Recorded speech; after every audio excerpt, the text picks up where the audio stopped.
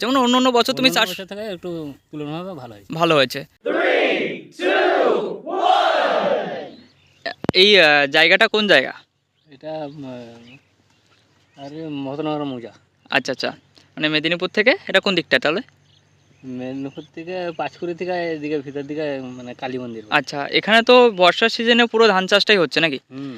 এবার এবছর তুমি তো অন্য বছর চাষ করেছো, এবার এবছর আমাদের স্মার্ট ভ্যালু লিমিটেডের মানে আমাদের কোম্পানির একটা অ্যাগ্রোভেরা গ্রানুস যে কালো একটা সার তোমাকে দিয়েছিলাম 3 কেজি, ওটা তুমি ব্যবহার করেছিলে।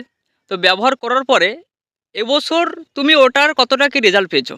এবছর গাছও ভালো হয়েছে, তোমার খড়ও বড় হয়েছে, তোমার ঝাড়ও ভালো হয়েছে, আর তো যে ফলনটা ভালো হয়েছে। ফলনটা ভালো হয়েছে, মানে অন্য বছর তুমি চাষ বছর থেকে একটু তুলনাভাবে ভালো হয়েছে।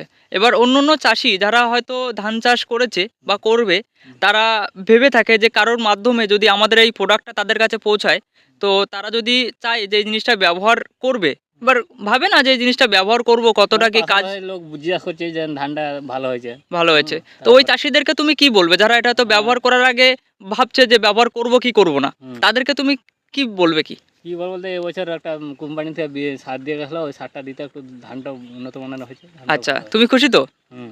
আচ্ছা, ঠিক আছে, ধন্যবাদ।